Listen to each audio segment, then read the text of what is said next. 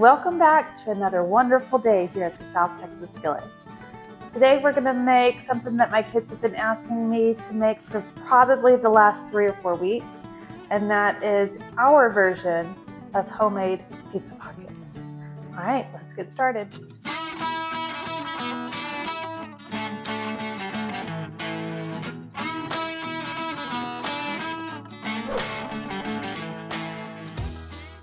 All right, we're going to start by making our dough. This dough is the same dough that I used on my Western burger recipe. I'm going to link that for you here. It's really good. So you want 2 cups of milk. It needs to be warmed up to about 110 degrees, no more than that. I do use a thermometer to check the temperature on my milk. Okay, then I'm going to add 2 tablespoons of sugar. Get my tablespoon. This is half a tablespoon. It's going to be just fine. I will just need 4 of them.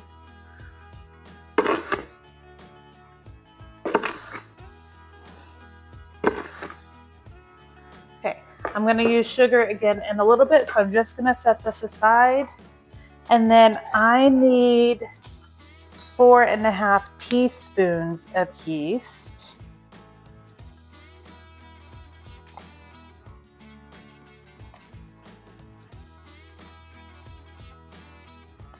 So that was 2 tablespoons of sugar, 4.5 teaspoons of yeast, and it's 2 cups of milk. Now, I'm going to be a little bit honest. I didn't have quite 2 cups of milk when I poured this, so I did add some heavy cream to finish it off, and that's just fine. All right, we're just going to mix this together, and then we'll set it aside and let it come to room temp while we finish the rest of our dough. This is going to help bloom that yeast.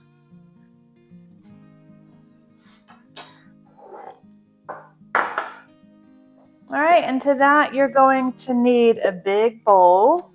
So I like these bowls here to do my dough in because they're nice and big and it gives me a lot of room to work with. Okay, so to this bowl, I'm going to add a stick of butter. It needs to be softened, and I forgot to pull out my butter earlier, so I had to try to soften it in the microwave, and it partially melted it. But then I let it set out a little bit, so now it's more of a softened consistency. It's going to be just fine. So that's 1 stick of butter, or half a cup.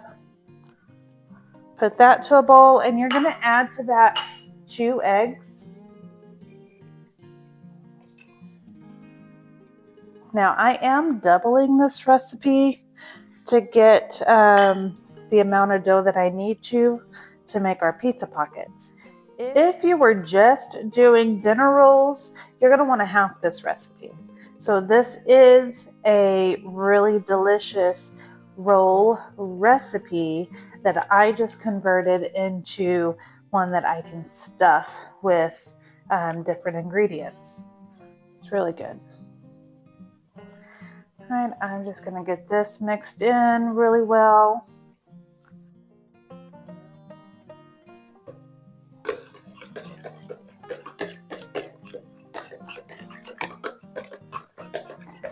This is salted butter. If you have unsalted butter, you can use that too. I just always buy salted butter and it works just fine. Now you're going to want to add 2 teaspoons of salt. If you wanted to, because you were using salted butter, if you wanted to decrease the salt amount, you can. I'm not going to. It comes out just fine. All right, and then I'm going to add 2 more tablespoons of sugar.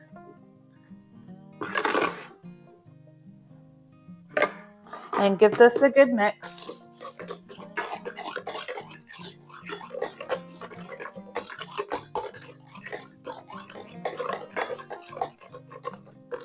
All right, and to that, you're going to want to add in 2 cups of your flour.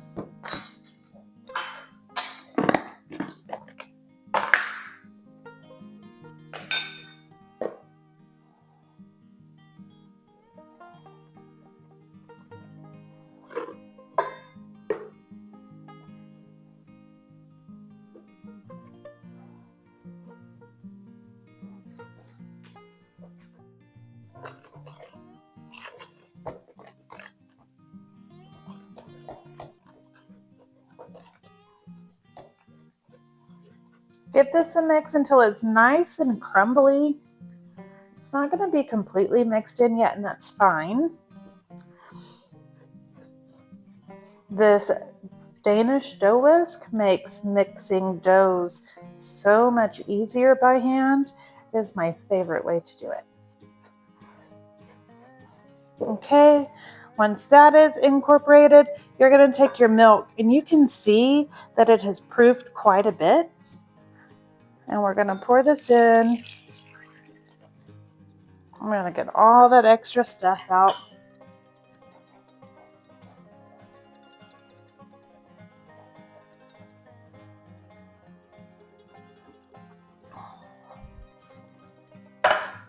Okay, start to mix this.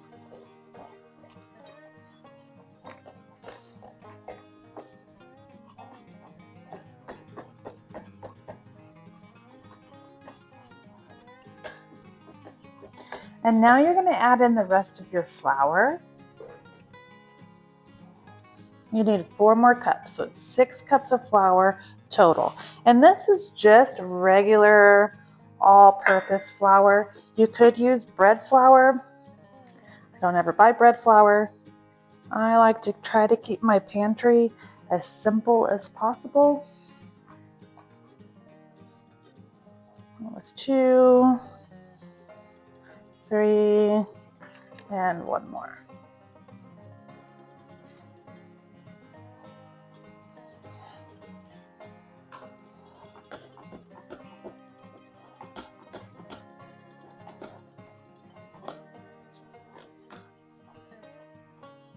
You're going to mix this until pretty well incorporated with the dough whisk, or you can use a stand mixer if you wanted to. Not a big fan of using a stand mixer when making doughs unless you have some mobility issues, and I can see where a stand mixer is very handy. But there's just something special about making it with your hand.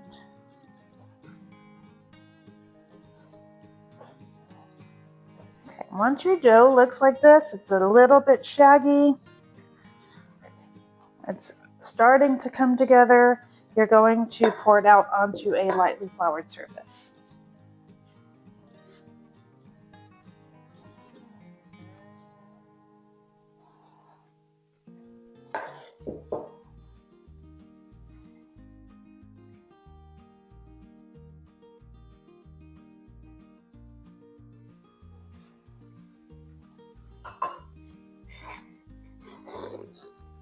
And I still have some dry dough or dry flour in my bowl, so we're just going to put that on top. I'm going to get it all mixed in.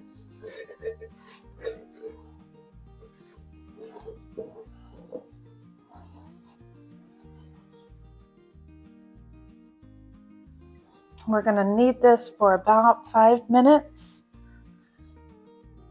As we knead it, I'll see if we'll need more flour or not.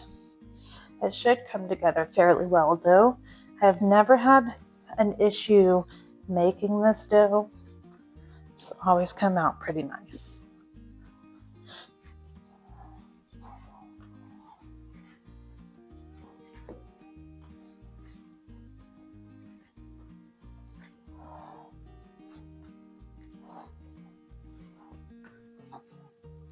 So it is a bit sticky. I'm going to add in a little bit more flour.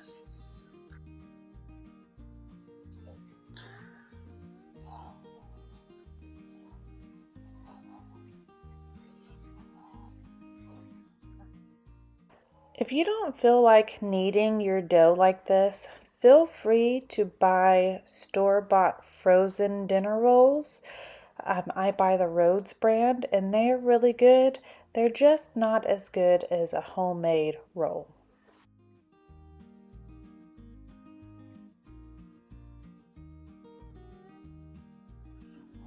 Okay, so our dough is done. You can tell it's done by pushing on the outside of it, and if it bounces back to just about the shape that it was before, then you're good to go. The outside should be smooth. There shouldn't be any tears in it. It should look great.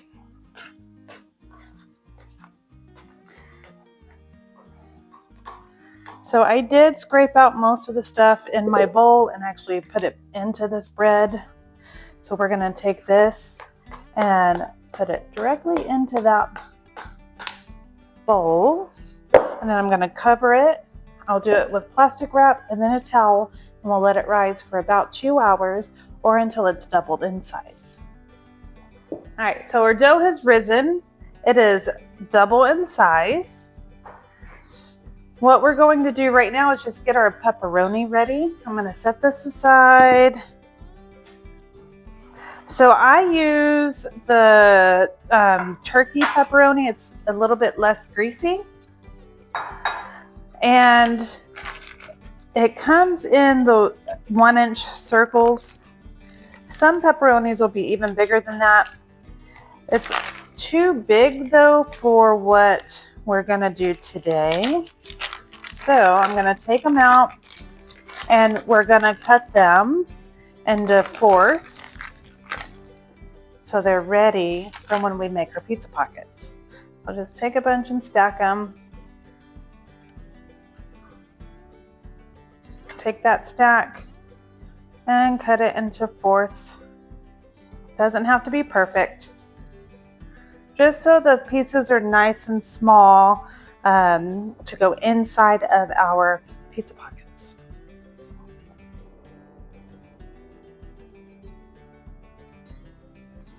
And again, your stacks don't really have to be perfect. We're just looking at making these a little bit more manageable.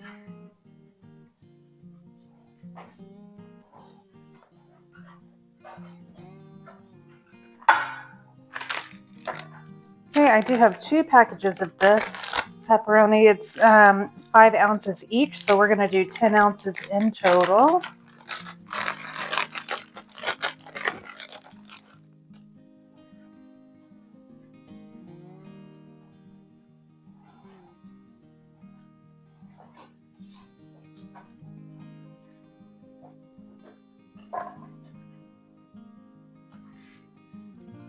All right, that's done. I'm gonna get this taken care of. All right, then I'm gonna fill up a bowl full of cheese. This is freshly shredded cheese. It melts so much better than the cheese you can buy pre-shredded. So I don't really want to stick my dirty hand into this bag when I'm getting the cheese out when we're making our pizza pockets. So I usually try to fill up a bowl beforehand. That way it keeps this cheese nice and clean.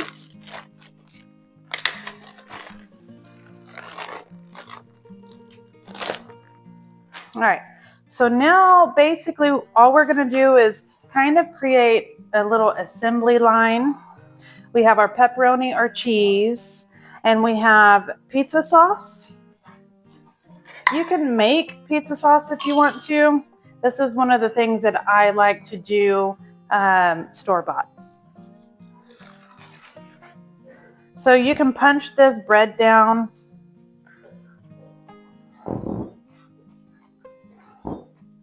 But all you're going to do is take little pieces of it, of the dough, just like we did on the Western burgers, and you're going to spread it out on your plate. You're going to fill that with pizza sauce. Don't put too much or you're going to have a lot of liquid come out and you won't be able to seal it. So just a little bit of the sauce. Okay, and then we're going to do some pepperoni.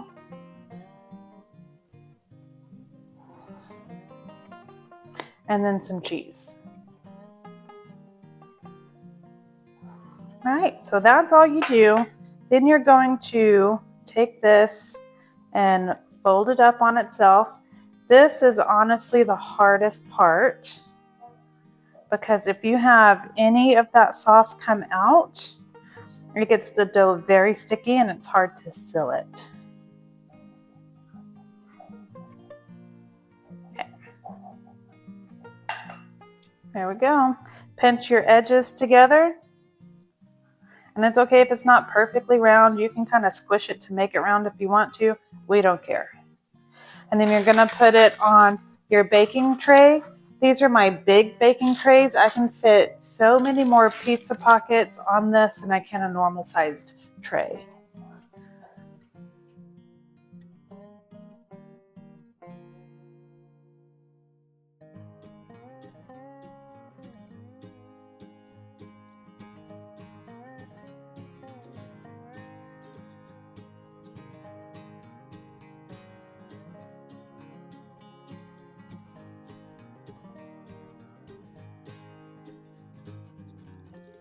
Right.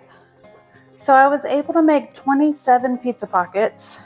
Some of them are bigger than the others. That's okay. I just used a little bit more dough than I normally do on those big ones. I did have some pepperoni left over and a lot of mozzarella cheese left over. And I didn't quite use a full jar of the pizza sauce, but that's okay. We're going to find a use for those later. I am going to put these in the oven. It's set at 375 and I'm going to bake them until the tops are golden brown. This is the first tray that I did. So I'm going to do that now while the second tray has time to rise. So the next day I used our leftover ingredients to make a pizza bread. All I did was take my artisan bread dough recipe, which I'll link for you here, baked it up, cut it in half, and added the toppings to it, and it was delicious. It is something that I've never done before until that day, and we will be doing it again. So I'm also going to apologize for the sound in the rest of the video. I did not realize my microphone died. So sometimes when you make your pizza pockets, a little hole forms in the top part, but that's okay. What I want you to do is wait until this dough has risen for a second time, and then it's going to give you enough stretch to kind of pinch that closed. All right, just like that.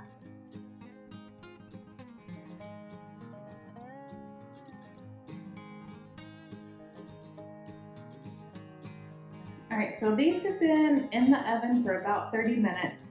I did butter the tops of them 5 minutes before they were done. Now let's give them a try.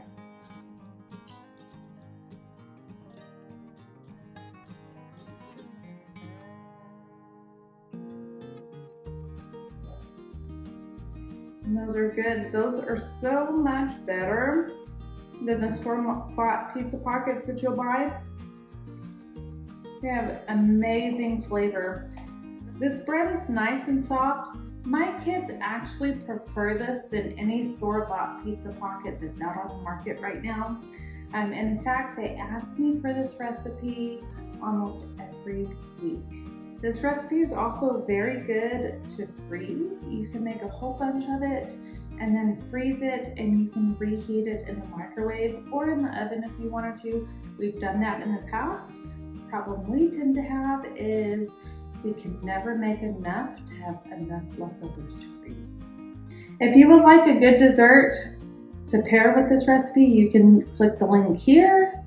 Go ahead and give me a like and subscribe, and I will see you in the next one.